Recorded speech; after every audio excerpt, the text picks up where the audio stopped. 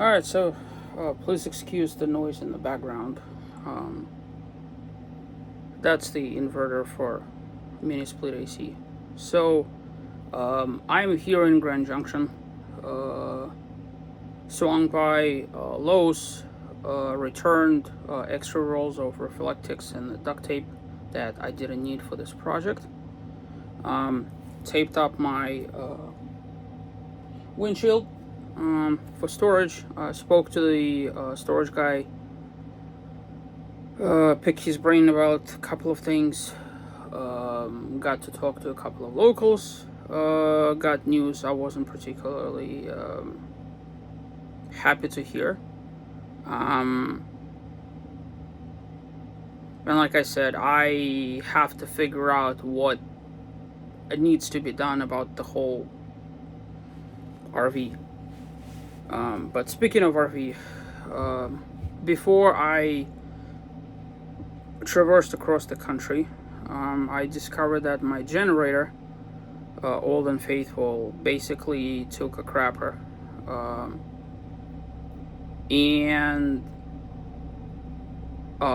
So I had, somebody local to me who knows a thing or two about generators. Not specifically RV, but like generally speaking. He advised that we change out the carburetor. Okay, great, good people. And he said to run it like once a month. Well,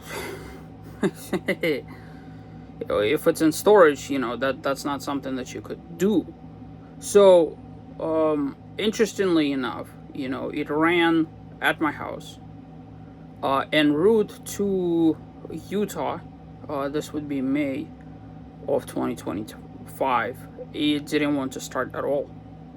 And then like 400 or 500 miles later, it just randomly started. So, okay, good people, whatever.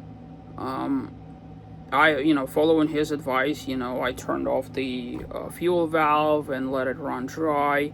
Upon the end of my trip, this, that, and the third. Well, guess what? It never started after that. It cranks, but it doesn't want to. Now, I have a very difficult relationship with this generator. I don't want it in the first place. Okay, and so when we were trying to fix it, one of the things that came up is a possibility of just removing it entirely, because let's be honest, nowadays everybody is running solar, and I never run my generator to begin with. Well, the last time I did was in 2021. So, and then of course it overheated, and it's never been the same. And those of you that have followed me on my journeys then know the horrible outcome with the passing of my cat, and all related to that stupid generator overheating. So I don't know what, maybe something changed. Anyways, cut to the chase. We discussed the possibility of just dropping the generator and just chugging it and converting that whole space into a storage box for a ginormous battery bank, which would be like a perfect thing for... Did I do it? Of course I didn't do it. Now I have this big ass generator. I have absolutely no way of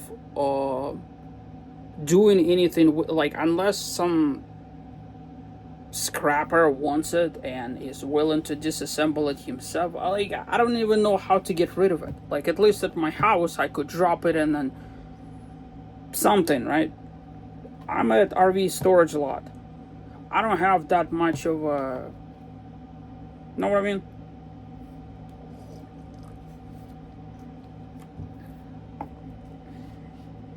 And worse yet is, if I ever get to trade this RV, I want the generator to be there.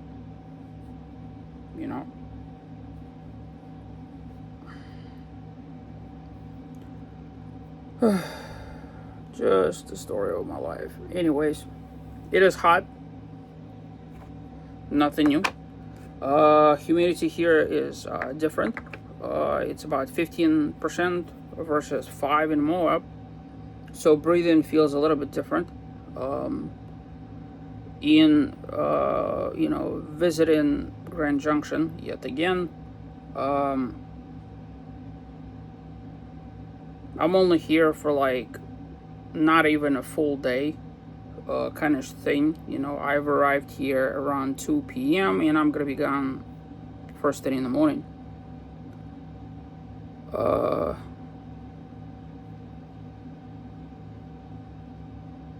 Yeah.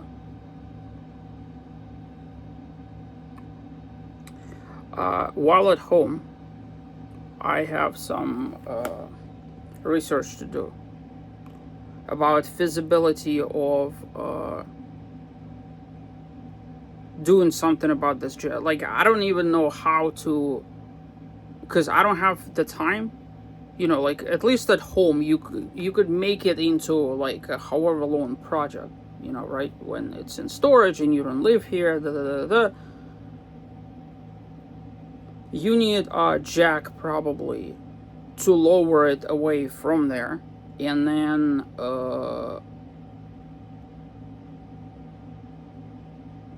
I guess dispose of it somehow. Like, that thing is so heavy, I can't even, like, it has to weigh several hundred pounds. Even if it weighs like 150, it is bulky and abnormal and all. But anyway, so the cage to the generator apparently could be repurposed for a storage compartment. So let's just say hypothetically I got rid of the generator somehow. I don't know how, but like, let's just say I could, in theory, take that generator and do whatever with it. But then I could, in theory, make a box out of the space, right? And if I make a box out of the space, theoretically speaking, I could put a whole bunch of Battleborn batteries in there. And because the generator is already wired back to the grid through positive and negative, to the same studs that my other battery bank, like, I don't even have to rewire anything because the wiring is already there. I have no idea how many batteries I could even fit there. I have no way of receiving those batteries other than by mail to like a post office or something, or maybe Amazon Locker. I don't know. What I found is, like, I never use Amazon Locker, but like in these parts, they're too and far and few in between, if at all. Though logistically speaking, Lowe's is right there, right? So theoretically, I could go to Lowe's for supplies. I have no idea what supplies I would even need. I don't have the tools to cut anything at all. Maybe there's a kit somewhere on the internet where they already prefabbed it and you just kind of. But be as it may, if I was able to fit, I don't know, however many batteries in there, that would give me so many opportunities, For one, I could reclaim under the couch area.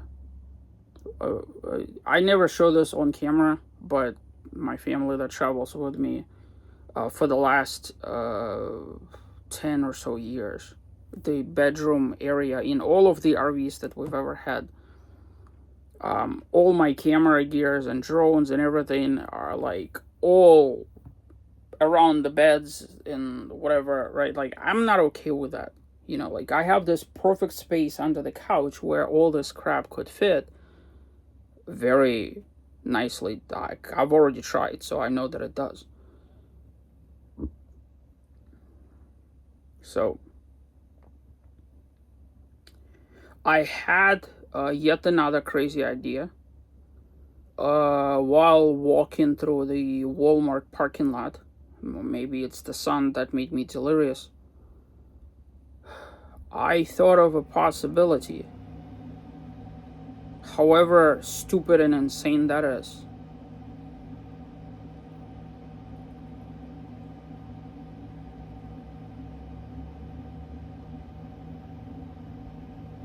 Of driving my motorhome and my Jeep across the country back. I know that sounds insane, doesn't it? Considering how much effort I've put to get in here. That sounds absolutely stupid, doesn't it?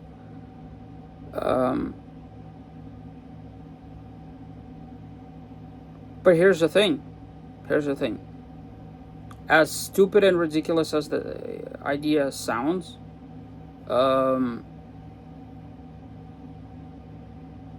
if I have this at home, I could fix whatever I need to fix. I could have a time schedule that I need to have. I would have help from the actual dudes that tried to fix my generator to actually remove it. That means I don't even have to touch the darn thing. I would rather have somebody else, do it for me. And then, I don't know, I'm sure they could figure out what to do with it.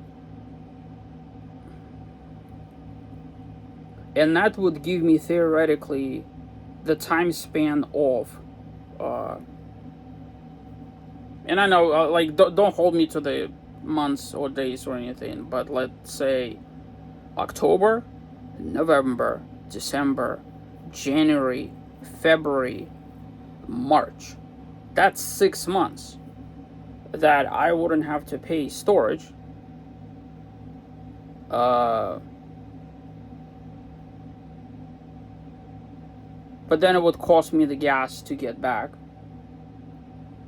I wouldn't have to winterize anything. I wouldn't have to whatever, and all these other whatevers, right? I wouldn't, but at the same time, I could use the time off to, make all the necessary changes and whatever else. I need to sit on that a minute and whatever. So, but as it stands now, the RV and the Jeep is buttoned up, all ready to go for storage, waiting for me to return, to have that one more trip.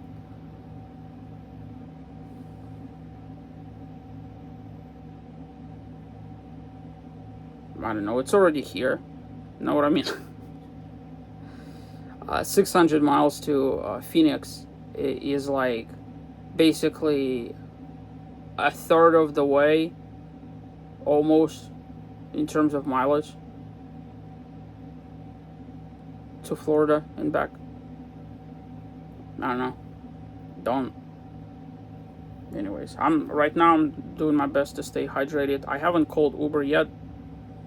My mind is all sorts of weird and thoughts racing. I'm trying to get things done before I go, which is kind of weird because I'm making this video. My fancy pants fan over there, the one that I bought in Moab, it died on me. Thankfully, I bought two, so I'm using the second one. And right now in Walmart, where I was just a little while ago, I bought some tools. And my other alternative was to get myself to Harbor Freight. But I figured, well, by the time I get there and back and deal with the traffic and the difference in dollars and whatever is going to be negligible. So if I was to start fixing things and tinkering with stuff, at least I already have like wrenches and screwdrivers and whatever. I just needed like electrical cordless type things, if you know what I mean.